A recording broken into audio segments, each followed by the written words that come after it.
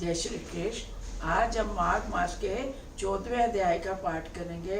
Video अच्छा लगे please like कीजिए, शेयर कीजिए, कमेंट कीजिए और बेल आइकन के साथ ज़रूर सब्सक्राइब कीजिए। बहुत ज़रूरत है आप सबके सपोर्ट की मेरे चैनल को। 14वां अध्याय। विकुंडल बोला, हे सौम्य, आपने जो धर्म ज्ञान दिया है उसे सुनकर मैं बहुत प्रसन्न हूँ।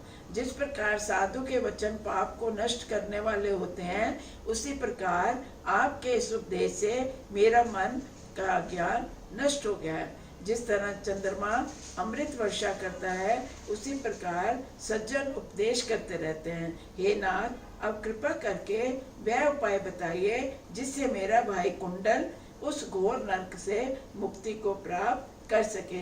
भगवान दत्तात्रेय जी बोले, राजन, वह देवदूत बड़ा दयालु था। उस वैश्य पुत्र के उन वचनों को सुनकर उसने एक एक क्षण तक अपनी दिव्य दृष्टि से ध्यान किया और फिर कहा, हे वैश्य पुत्र, यदि तुम वास्तव में अपने भाई से स्नेह करके उसे नरक यातना से मुक्त करना चाहते हो तो तुम्हें अपने 8 जन्म का पुण्य फल उसे दे डालो। तब विकुंडल ने पूछा, वह पुण्य क्या था? पूरे वृतांत से विस्तार से कहो। मैं आपके कहे अनुसार अपने भाई को अवश्य अपने पुण्य का दान दूंगा।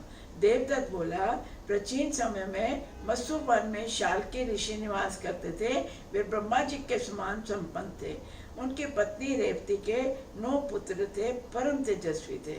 उनमें से 5 ध्रुव, शशि, बुध, तार तथा ज्योतिष्मान अग्निहोत्र करने वाले गृहस्थ थे।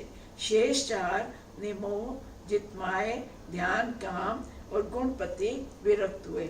ये चारों समस्त ओर से विरक्त होकर सन्यासी बनकर एक गांव में रहने लगे। वे सदैव भगवान विष्णु के चरण कमलों का ध्यान करते हुए भोजन, शयन, निद्रा, वस्त्र आदि सभी को त्याग करते हुए जीवन व्यतीत करने लगे। उन्होंने सब कर्म त्याग दिए। चराचर का विष्णु में देखते रहे, सब में विष्णु को ही देखते रहे। उस समय तो मत्स्य देश के रहने वाले गृहस्थ ब्राह्मण थे। विचरने करने हुए वे योगी दोपहर को तुम्हारे घर आ पहुंचे। उनके स्वरूप को जानकर तुमने उन्हें दंडवत प्रणाम किया और चरण स्पर्श करके मधुर वचनों से कहा, भगवान विष्णु की कृपा से मेरा जीवन सफल हो गया। मैं आपके दर्शन प्राप्त हुए। तब तुमने स्नेह के वशीभूत होकर उनके चरण धोए और चरणामृत पान किया। उन सन्यासियों के चरणामृत के प्रभाव से तुम्हारे 7 जन्म के पाप एकदम नष्ट हो गए। वे परमहंस रात्रि को तुम्हारे ही घर विश्राम करते हुए विष्णु चरणों के ध्यान में मगन रहे। उनके सत्कार से तुमको जो पुण्य प्राप्त हुआ, उनका वर्णन सहस्र मुखों से भी नहीं किया जा सकता है। भूतों से प्राणी, प्राणियों से बुद्धिमान, उनसे मनुष्य, मनुष्यों से ब्राह्मण श्रेष्ठ है। ब्राह्मणों में बुद्धिमान, विद्वानों में कृत बुद्धि, उसके क्रियात्मक और उनके ब्रह्मा वेगा श्रेष्ठ हैं।